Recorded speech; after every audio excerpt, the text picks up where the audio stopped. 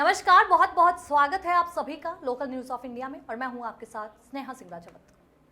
आज हम बात करेंगे एक ऐसे मुद्दे की जो सिर्फ एक परीक्षा या आंदोलन से जुड़ा नहीं है, बल्कि सीधे जुड़ा है इस देश के करोड़ों युवाओं के भविष्य से और उस भरोसे से जो उन्होंने शिक्षक, सरकार और व्यवस्था तीनों पर रखा।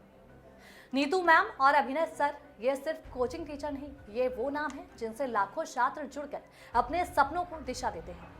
और जब इन्हीं शिक्षकों ने सिस्टम से कुछ सीधा, पारदर्शी और जवाबदेह होने का सवाल किया, तो देखिए सिस्टम ने उन्हें क्या जवाब दिया। मतलब अत्याचार जिसको कहते हैं वो कर रही है इस देश की पुलिस, किसके इशारों पे? सरकार के इशारों पे।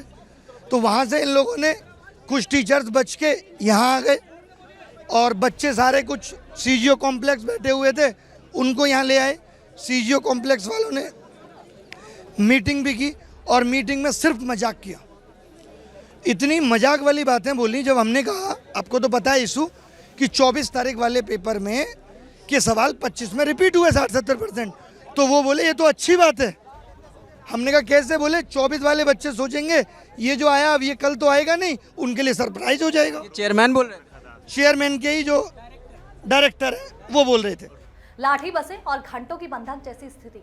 31 जुलाई को दिल्ली चलो मार्च हुआ। देश भर से छात्र और उनके मेंटर्स दिल्ली पहुंचे सिर्फ एक मांग को लेकर कि उन्हें डीओपीटी मंत्री डॉक्टर जितेंद्र सिंह से मिलने दिया जाए।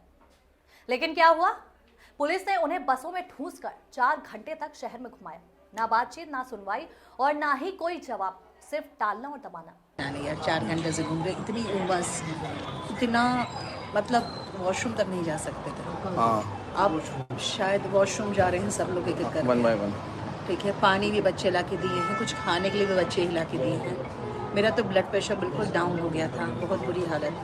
किसी बच्चे ने ला के कुछ खाना दिया है, बिस्किट वगैरह, अब जाके थोड़ा सा ब्लड प्रेशर शूट किया ऊपर, नहीं तो बहुत बुरी हालत हो रही थी। इन भाई को देखो, इनको देखो, हाथ पे लगी हाथ भी टूट गया है।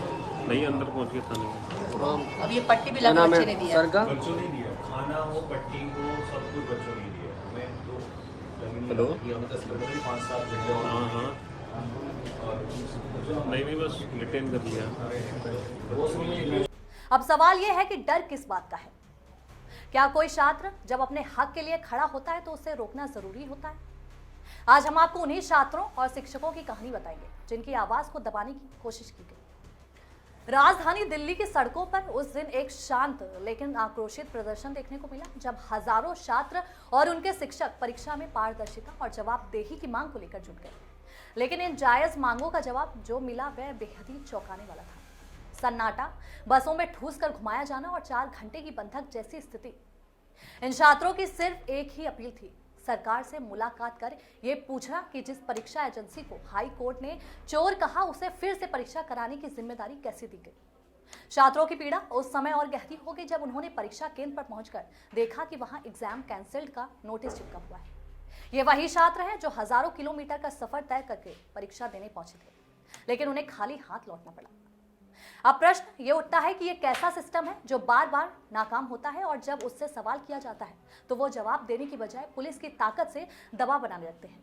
अगर शिक्षक सवाल नहीं पूछ सकते और छात्र न्याय नहीं मांग सकते तो फिर क्या ये लोकतंत्र किसके लिए बना हुआ है? यह मामला सिर्फ एक परीक्षा या एक आंदोलन तक सीमित नहीं, ये उस भरोसे का सवाल है जो अब लगातार टूटता जा रहा है। और अगर इस बार भी आवाज अनसुनी रह गई तो शायद ही अगली पीढ़ी सवाल करना ही भूल जाए। फिलहाल के लिए बस इतना ही। देश दुनिया की तमाम बड़ी खबरों के लिए बने रहिए और देखते रहिए लोकल न्यूज ऑफ इंडिया।